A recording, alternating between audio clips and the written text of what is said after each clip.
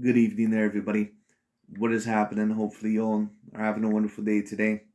So, overall, in this video, to cap off the day, and we do have a few fights to talk about today, and this is only going to be one of them. I am also going to be talking about that Erickson Lubin versus Sebastian Fundora fight that is going to happen later, which I do think is a fantastic fight. I may also talk a little bit about the UFC fight cards that are going to be happening a little bit later as well, because those are very, very big cards, and I also do like to watch the UFC for those of you that are interested. But we'll see all know what happens with that later. But of course, the first fight, especially if you live in that of the United States, overall for me, because when it comes down to it, of course, this fight was taken hold in Japan, or the place was held in Japan, and of course that meant that the time was going to be earlier. Well, Gennady Golovkin, for those of you, of course, that did not hear the news, he did end up being victorious, pretty much like I predicted that he would be in this fight. Overall, I believe that it was a ninth round TKO. I just recently watched the fight replay, and it was a very decently interesting fight. Of course, Ryota Murata, what I will give him a little bit of credit for is that he made it a little bit more competitive than what I predicted. But all in all, I'm not too shell shocked that he made it, or that he won a few rounds, in my opinion. I think I gave him rounds 2 to 4, 2, 3, and 4, basically. That's what I'm trying to say. He did make it somewhat competitive. You could tell, all in all, that the body shots and some of the shots overall early to Gennady Golovkin and his pressure, that it did make Gennady Golovkin a little bit uncomfortable. So I do give Ryota Murata that amount of credit. He did make the fight a little bit challenging. But Ryota Murata is pretty much the fighter that I said that I thought he was, which is a person that, even though I think he's a very tough customer, he's a person that has a lot of heart. He's a person, all in all, that has a lot of tenacity and toughness. He's just not a person overall with an A-grade skill set. Now, what I'll give him credit for overall is this. He didn't necessarily have quite the C-grade skill set that maybe I thought he had overall in this fight, but to really see overall the level of fighter that Ryota Murata truly is, in my view, I'm really going to have to see him overall against other somewhat decent fighters. Because to be quite honest with you, I don't think that Ryota Murata, this is my view, I don't think that he's going to defeat any A-grade fighter ever in his career. If you couldn't defeat this version of Gennady Golovkin, I also don't believe that you would defeat Demetrius Bubu or Jamal Charlo or pretty much any other fighter that could be possibly A-grade. It just is what it is. But anyways, just moving on from that, for this fight review, I thought all in all that I would review a video by Dante's Boxing Nation. And the reason why I decided I would do for this video, because it's somewhat unusual for me to review a video for one of my fight reviews anyway.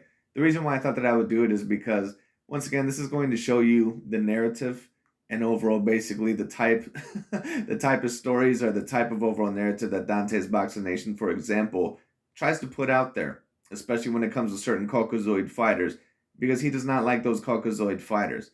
And his main objective overall, because I get certain people that come on my channel and they basically say, oh, well, the reason why Dante's Boxing Nation talks about, this fighter and this fighter that way is because they're not taking the best fights. No, he talks about them that way because he does not want them to be remembered in a positive light. He does not want Gennady Triple G Golovkin to be remembered as a decently great fighter, just as he does not want Tyson Fury or Vasily Lomachenko or overall Canelo Alvarez to be remembered in a very, very decent light as well.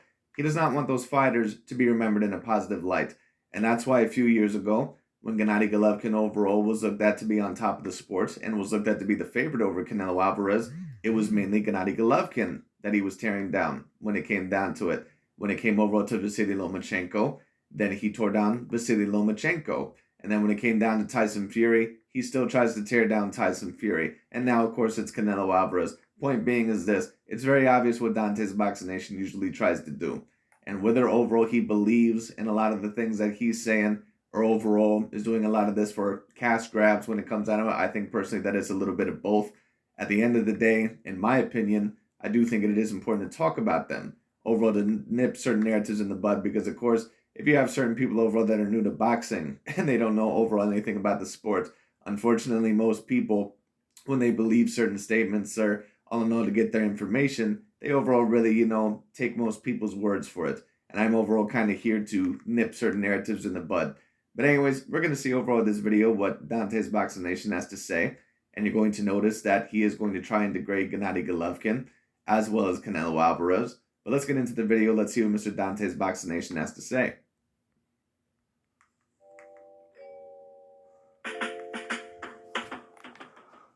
Dante's Boxing Nation, what's going on, guys? Let me first start by saying this. With all these fights going on this weekend, since I've been out here in Thailand, which is almost 4 years now, this is actually the first fight that I was able to watch at a normal time. Because the fight was in Japan, Golovkin versus Murata, and Japan is only an hour ahead of Thailand, that means instead of me having to watch the fights 9 o'clock in the morning on Sunday, I was able to watch this fight as if I was in the States because this card it started 4 p.m. on Saturday my time, and the main event started somewhere around 6 p.m. my time. With that being said, let's go ahead and talk about this fight. So Gennady Golovkin, he continues his MBF campaign, stopping Ryota Murata in the ninth round. Now, if you just hear that headline, It's very interesting that these certain channels like a Ego or a Dante's Boxing Nation, they basically say that Gennady Golovkin is going on this no black fighter campaign. What I'll say is this: I don't think that Gennady Golovkin was interested in any other elite fight than the Canelo Alvarez fight.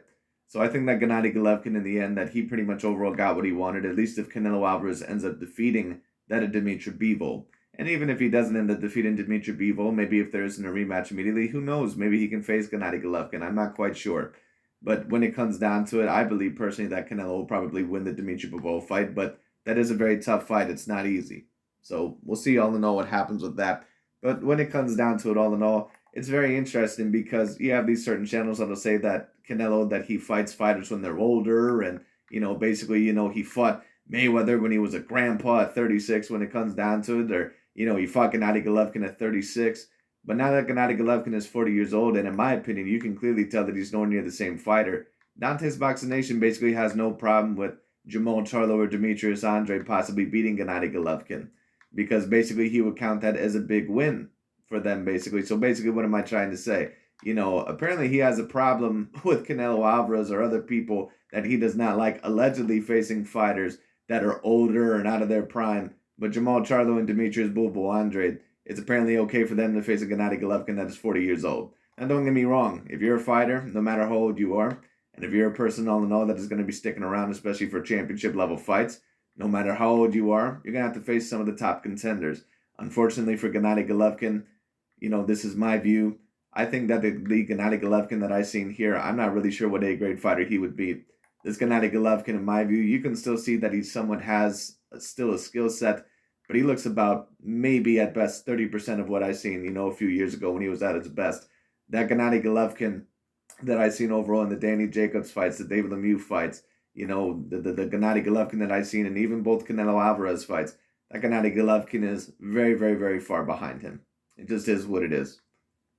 it would sound like it was another typical flawless victory by Gennady Golovkin, but that was not the case. Triple G, he came very close to facing disaster this Saturday against Murata. In other words, this fight came very close to another cherry pick going wrong because... Well, the first half of the fight was somewhat decently competitive. Like I said, the first round I believe I gave to Triple G. The next 3 rounds I think I gave to Murata. His pressure and his body shots were getting to Gennady Golovkin. You can just tell that Gennady Golovkin, even though once again he still has somewhat of that skill set, some of the flaws overall that he did have in his style, they are starting to show out. And not only that, but Gennady is just nowhere near the same fighter that he used to be. He doesn't have the same punch resistance, even though his power is somewhat still there. He doesn't have, the same power. He doesn't even have the same speed, and he never was necessarily, Speedy Gonzalez. But Gennady Golovkin, at the end of the day, you can just tell that his punch resistance, his speed, his strength, his stamina, his durability, it's nowhere near the same as what he used to be. Gennady Golovkin, at this point in time, you can tell that, I'm not going to say that he's done, but at the end of the day, do I see him legitimately beating any super A-grade contenders, especially Canelo Alvarez in that trilogy fight? No. Rada was completely dominating the first half of this fight. He was walking down Gennady Golovkin. He was very aggressive.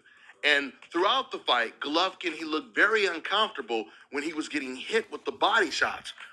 And that's why when certain people, when they bring up overall the thing, well, Gennady Golovkin, he ended up losing to, Sergey Dervyachenko, or at least a lot of people did. And Jamal Charlo, dominated Sergey Dervyachenko. So how can you say that Gennady Golovkin was, ever on the elite level? What people don't seem to understand, and this is a narrative that needs to be nipped in the bud, Gennady Golovkin was never the same fighter ever again after that Canelo Alvarez rematch. Never. He ended up changing coaches. He never overall had the same durability, the same punch resistance. He never overall had the same accuracy in his punches. He was never the same fighter ever again after that Canelo Alvarez fight. Never. That just kept coming forward, applying so much pressure. By the second round, Gennady Golovkin was breathing with his mouth open. He was gasping for air, and Murata was coming forward like the Terminator. Even Chris Algieri, who was calling the fight, he kept saying throughout the fight, I don't like the body language of Golovkin when he gets hit with those body shots. But it wasn't only the You can very clearly tell that those body shots were affecting Gennady Golovkin because he was doing something in this fight that he very rarely does, at least with other opponents, and that was back up consistently. And that's not me saying that Gennady Golovkin maybe here and there during his career did not back up. He's not always necessarily someone that is elite on the back foot, but he can somewhat fight on the back foot. But Gennady Golovkin, you can tell that he's just he's a lot more vulnerable in this day and age than what he was even just a few years ago.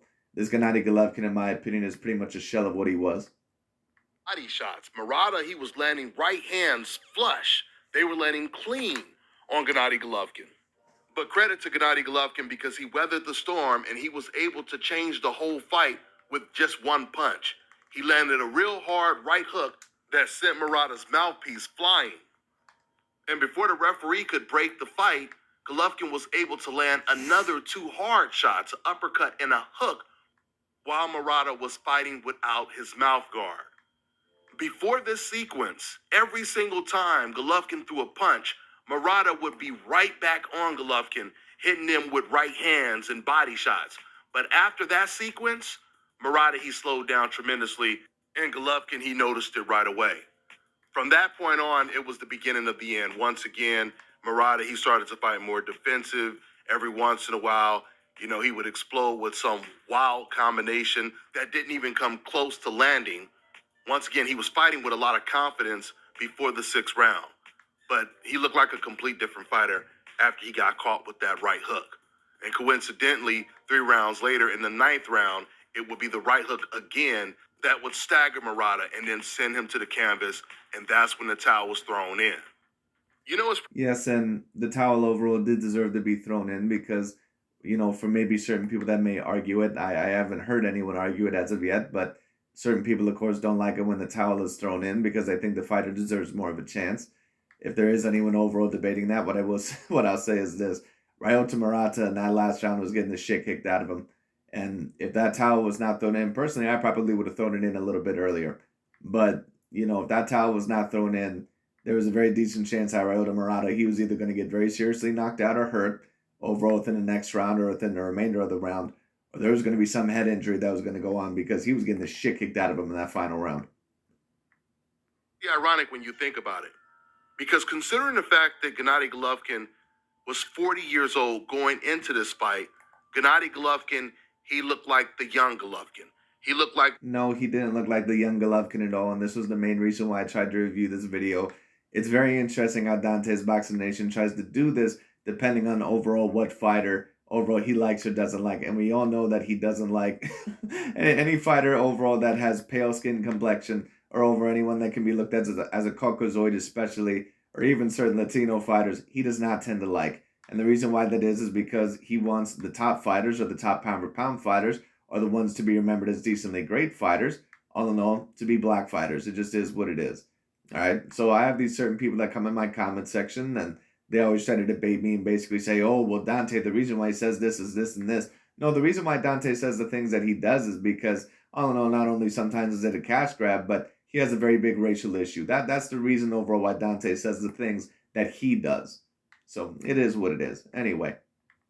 the same Golovkin that fought Canelo Alvarez, Sergey Derevyanchenko. It's interesting, all in all, that he says that Gennady Golovkin is the same fighter, but Deontay Wilder apparently in the third match with Tyson Fury, Deontay Wilder didn't look like the same fighter at all. Or Jamal Charlo, he has that shit performance over that one, Mexican journeyman in that last fight. And what did Dante's Boxing Nation say? He made an excuse and basically said that, Jamal Charlo, he didn't look like the same fighter at all. He's really wore down. Just so he can have an excuse over already, just in case Canelo were to fight him and actually beat him. So at the end of the day, when it comes down to Dante is so full of shit. This dude lies through his goddamn teeth on a daily basis when it comes down to it. He's pretty much a scumbag overall. You can't really trust anything this guy says. And overall, that's why I review a certain amount of his videos and some of these other videos. Because a lot of these narratives, a certain amount of people, they really don't know the truth, or overall, they don't know, the truth in an objective and logical light. Dante's Boxing Nation's his channel overall is not a reliable, logical, and objective channel. All right, he has a very big racial issue, and on top of that, overall, the majority of the time, he usually is very, very biased. And on top of that, the majority of the time, you really don't know what the hell he's talking about anyway. So it is what it is. Anyway. And everyone else that he fought before this. In other words, we've seen the same punch output, the same intelligence, the same durability, but at the same time, we've seen the... No, we didn't see the same durability from Gennady Golovkin. This Gennady Golovkin, if it would have been the Gennady Golovkin from 2016 or 2017, that fighter Ryota Murata would have been out there probably within about 4 or 5 rounds. And Gennady probably would have won every single round. Gennady Golovkin, don't get me wrong, is there certain, flaws that he has in his style? Was he always necessarily, Floyd Mayweather Jr. or Sugar Ray Leonard, maybe with the foot speed or the head movement? No. Was he always someone that, always was an A-grade fighter on the back foot? No. But Gennady Golovkin, when you take a look at him at his peak and at his prime, Gennady Golovkin was an extraordinarily dangerous fighter. He was one of the top fighters ranked in all, on all of pound-for-pound boxing. He was one of the top 5 fighters in the world overall, at least, looked at as most people, and I would tend to agree with that, when he overall was at his peak. And I'm sorry, but that Gennady Golovkin, he's no longer there. Gennady Golovkin is pretty much a 20% version of himself right now. This is a discount version of Gennady Golovkin. Gennady Golovkin is not anywhere near the same fighter that he used to be. Now, of course, we can still see some of the same flaws there, but at the end of the day, Gennady Golovkin, no, he's not the same fighter. And if you're a person that truly knows what you're watching, you know that he's not the same fighter. But why does Dante's Boxing Nation have to say that? Probably for, 1 or 2 reasons, and probably for both of them. One, so he can degrade Gennady Golovkin, and basically so Gennady Golovkin is not remembered as a decently great fighter. And 2, so he also can degrade Canelo Alvarez's resume. Because Canelo is the main threat today. Exact same flaws that we're used to seeing when it comes to a Gennady Golovkin fight in general. And even though this was clearly a cherry pick for Golovkin to avoid the, at the time, WBO champion that had been calling out Golovkin forever, Demetrius Andrade, and the WBC middleweight champion, Jamal Charlo, who'd been calling out Golovkin for years and years and years. Despite... Well, it's very interesting, Dante, because you always say that allegedly Canelo Alvarez, when he lost to Floyd Mayweather Jr., that he lost to a grandpa. And Floyd was only 36 years old.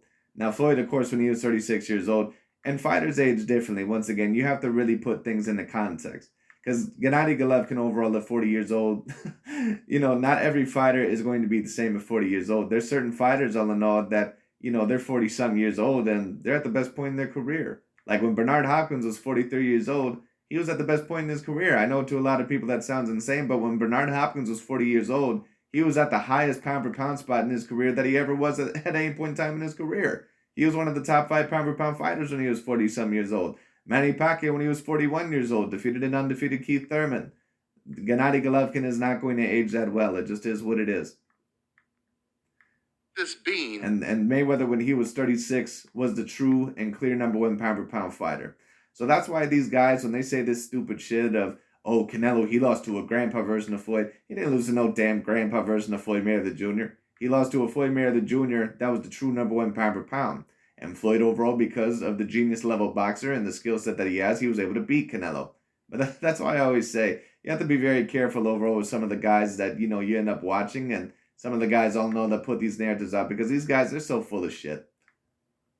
A cherry pick, you can also say that this was Golovkin's biggest win, his most dominant performance. No, this is not Gennady Golovkin's biggest win, but that's another thing that Dante's Boxing Nation tries to do, or in overall, to basically degrade certain fighters. It's very interesting how he always tries to tear down Gennady Golovkin and, someone like a Canelo Alvarez, but where is the tearing down of Carl Froch and, Sergey Kovalev and Mikhail Kessler? How come he won't tear those fighters down? Could it be because basically it's one of his favorite black fighters and Andre Ward? You notice all in all that he won't tear down certain fighters, that black fighters, even if they are Caucasian, which according to Dante, they're allegedly, always weaker than Mexican and black fighters. Now, don't get me wrong, the Caucasian, or the Caucasoid fighters are not usually as dominant as overall that of the Latino or overall the black fighters, but some of the times overall it can be a little bit of a mixed bag. Just like it is today, it's very, very diverse. But you notice that he won't tear down Victor Postal. He won't say that Victor Postal, all in all, wasn't an A grade win. Why? Because Terrence Crawford beat him. He won't say, all in all, that Jeff Horn was not that great of a fighter. Why? Because Terrence Crawford beat him. He won't say, all in all, that Sergey Kovalev or Mikhail Kessler or Carl Frost, that they were very decently flawed fighters. Why? Because Andre Ward beat them. So it's just very interesting to hear who he degrades and who he doesn't degrade, depending on overall what he's trying to set in motion. But no, this is not Gennady Golovkin's biggest win. It's a big win for the end of his career because Gennady Golovkin is nowhere near the same fighter that he used to be. So these next two series of fights, it was actually very good, very good pick for Gennady Golovkin's career because he's not really going to have a chance, in my opinion, against any real legitimate A-grade fighter. Just not at this point in time in his career. He's just nowhere near the same fighter that he used to be. Performance. And when I say his biggest win, I mean with no controversy. Of course, a lot of people would say... Right, but come on. He ended up defeating David Lemieux, who in my opinion was at least a solid B-grade fighter. He also ended up defeating that of Daniel Jacobs. Let's be real. It's very funny because these guys, they always say about Canelo or Golovkin or Tyson Fury fighters, let's be real, Caucasoid fighters that they want to tear down especially. They always say like, oh, well, we can't even count some of those wins because they're controversial. Do you think they would ever say that about Jamel Charlo with his draw against Brian Castano? Do you think that they would ever overall say that, overall with Andre Ward versus Sergey Kovalev won?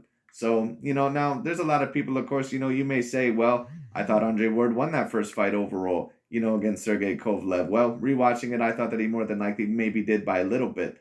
What I'll say is this, there's a lot of people overall that would state that certain fights overall are controversial. Does that mean that that fighter does not deserve the possible credit of getting that victory? Now, there's a difference between overall a fight that is very, very close that could have went either way, and maybe something like a Julio Cesar Chavez Sr. and a Pernell Sweepy Whitaker. That's a fight that, is completely different. But when you talk about Gennady Golovkin versus Daniel Jacobs, for example, that was a fight that was very close, but Gennady Golovkin clearly just edged him out. That is the biggest victory of Gennady Golovkin's career. But Dante, of course, has to tear that down because he does not want you to remember Gennady Golovkin is a great fighter, especially since he has fought no black fighters that Dante's Boxing Nation is trying to uplift. That he beat Canelo Alvarez. But my point is, there's no doubt that he won this fight. And that says... Like, what I'll say is this, Dante's Boxing Nation gave Deontay Wilder so much credit once upon a time. Gennady Golovkin's career was certainly greater than Deontay Wilder's. Gennady Golovkin almost completely unified the whole middleweight division. And what I'll at least give Gennady Golovkin credit for is this.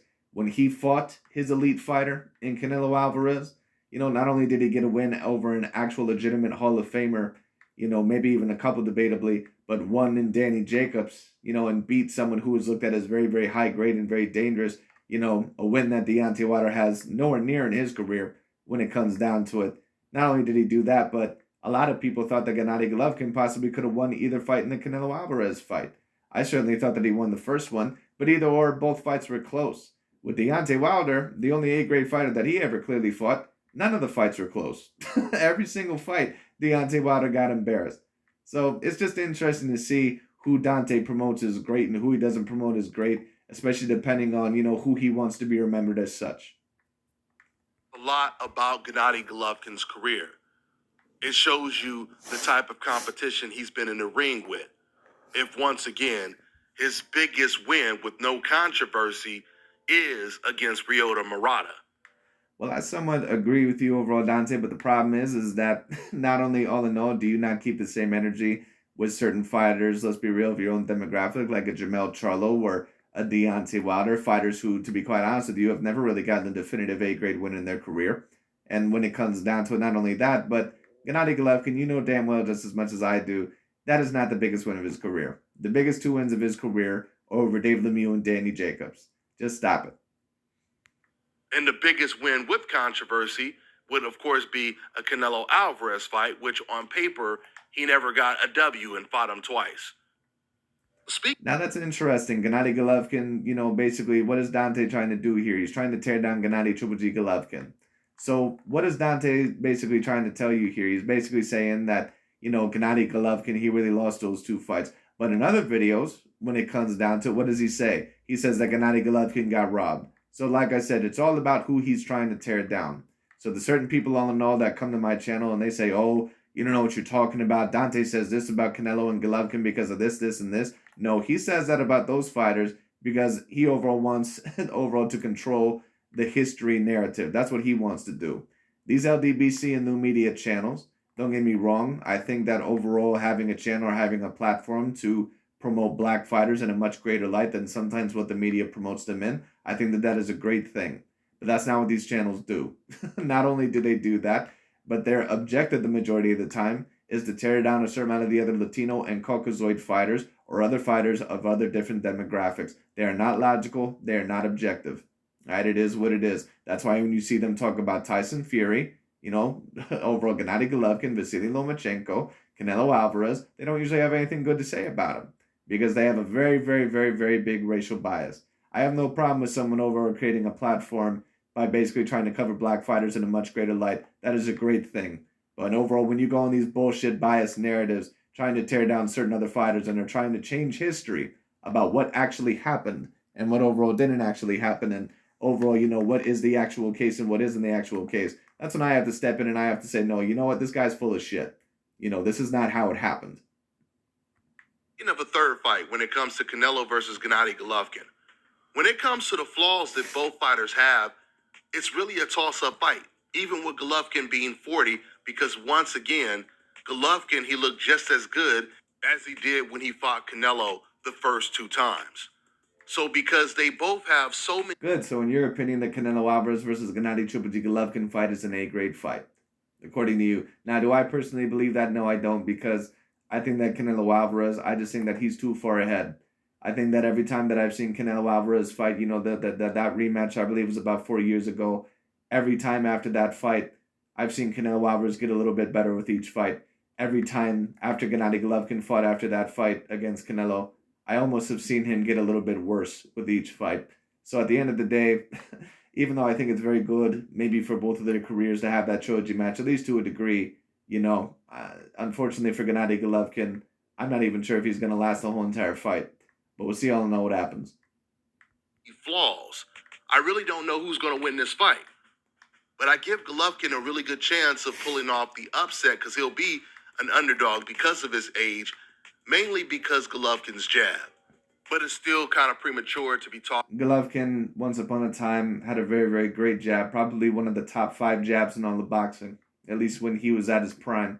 But at the end of the day, Gennady Golovkin, I just, the skills are somewhat still there. But like I said, his tenacity, his toughness, and on top of that, his punch resistance and his speed, all in all, even his movement to a degree, he's just not the same fighter that he used to be. And it's very clear.